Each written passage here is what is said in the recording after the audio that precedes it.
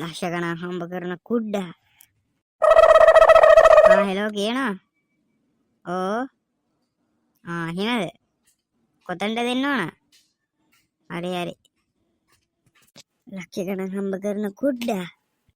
මොකටද බං මට මෙතන එන්න කිව්වේ? මේ පොඩි උදව්වක් ගන්න. මොකද්ද? මේ අපේ ගේ තියෙන බං. ගේ ඇතුළ පොඩ්ඩක් අර සුද්ධ කරන්න කිව්වා බං අම්මා. වරින් ගන්න. බලහන්කෝ. ඔය වගේ වැඩවලට කතා කරනවද බං මේ උදේ පාන්දර? දැන් මං තනියෙන් බං කරන්නේ. ඒ නිසා උඹලත් අරින්කෝ. අර සුද්ධම ලී කවුද අරුත් එන්නම් කිව්වා.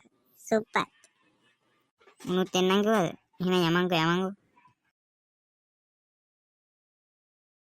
ඒ අර ගස් කබරයට කතා කරපන්. සුප්පෝ.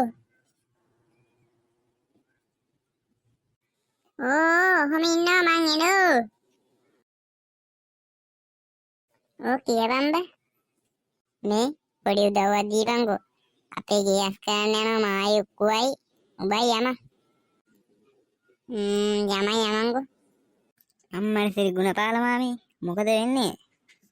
මොනා වෙන්නද කොල්ලෝ? ගේ පොඩ්ඩක් අස් කරනවා. මේ උඹලත් එනම් ගේ පොඩ්ඩක් අස් කරහල්ලකෝ. මං අර පැත්තට ගිහිල්ලා එන්න. හරි ගුණපාල මාමී. එහෙනම් ගේ අස් කරමු නේද බං? අස් කරමු වරේ. කොබන් අරු? අයියෝ අරු මොනා කරනවද මන් දන්නේ අතන. ඔය මෙහි වරෙන් බං. අම්මේ බං මෙතන තියෙන දූවිල්ල ගොඩ. දන්නේ නැද්ද බං? කාලයකට පස්සේ බං අස් කරන්නේ. මේ මෙතන මකුළුවෙකුත් ඉන්නවා. මේ අතවනනවා බං. මූට පිස්සුද? මේ නහය පොඩ්ඩක් අහන්නව බං. අහන්නද? ඔබට පිස්සුද යකෝ? ඉවසන්න බෑ බං. බුදු අම්බෝ මගේ කොන්ද. මොකක්ද යකෝ ඒ කරේ?